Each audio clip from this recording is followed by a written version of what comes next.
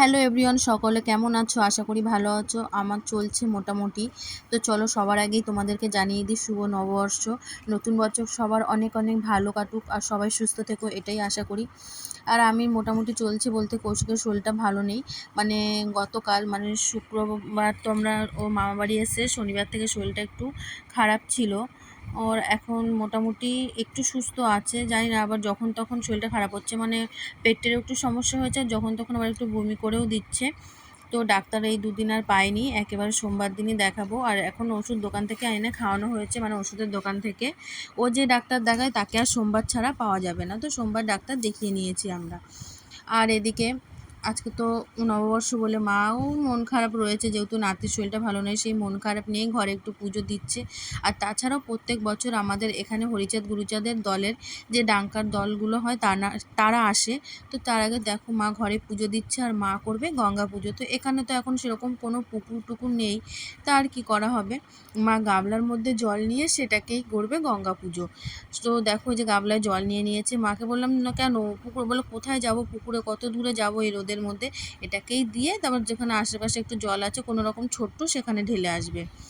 তো চলো মা গঙ্গা পুজোটা কীভাবে দিচ্ছে সেটাই দেখো, ঘরে বসে গামলায়, যেহেতু পুকুর নেই। গ্রাম টেরাম হলে তো একটু কত সুন্দর পুকুর বাঁধানো থাকে, সেখানে গিয়ে পুজো দিতে মজাটাও আলাদা হয়। তো মা সবার প্রথমে এখানে দিয়ে দিল সর্ষের তেল, তার উপরে দিয়ে দেবে গুঁড়ো সিঁদুর শুকনোটা। তো সেই গুঁড়ো সিঁদুর শুকনোটা দিয়ে দিল। তারপরে এখানে এখন কি দেবে দাঁড়াও দেখছি, দেখে তোমাদেরকে জানাচ্ছি। ও তারপরে দিচ্ছে পান। হ্যাঁ, তারপর আবার দেখছি পানটা, হ্যাঁ তারপরে পান দিয়ে দিল, পান।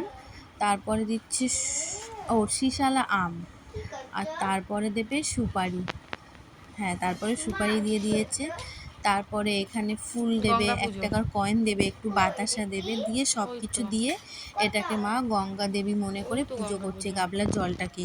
মানে এটাকে আমি মা দেখেছি, মা মানে যখন থেকে আমার জ্ঞান বুদ্ধি হয়েছে তখন থেকে দেখছি মা প্রত্যেক বছর এই দিনটায়, মানে পয়লা বৈশাখের দিন এই পুজোটা করে আসে। আগে যখন পুকুর ছিল পুকুরে দিত, এখন দেখছি আশেপাশে সব পুকুর ভর্তি হয়ে গেছে, তো সেই কারণে এখন ঘরেই এরকমভাবে দেয়। এই কারণে মা কী করে, আম খায় না। হ্যাঁ, নীল পুজোর আগে তো আমিও সাধারণত আম খাই না, কিন্তু নীল পুজোর পরের দিন খেয়ে নিই।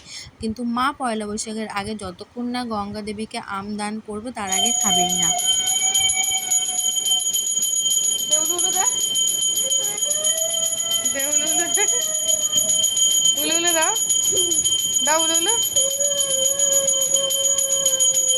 তো তারপরে মা পুজো কমপ্লিট করে ডাঙ্কার দলের ওরা আসবে বলে আওয়াজ পেয়ে সব রেডি করে নিয়েছে, কিন্তু অনেক লেট এসেছিলো বলে ভিডিওটা করিনি।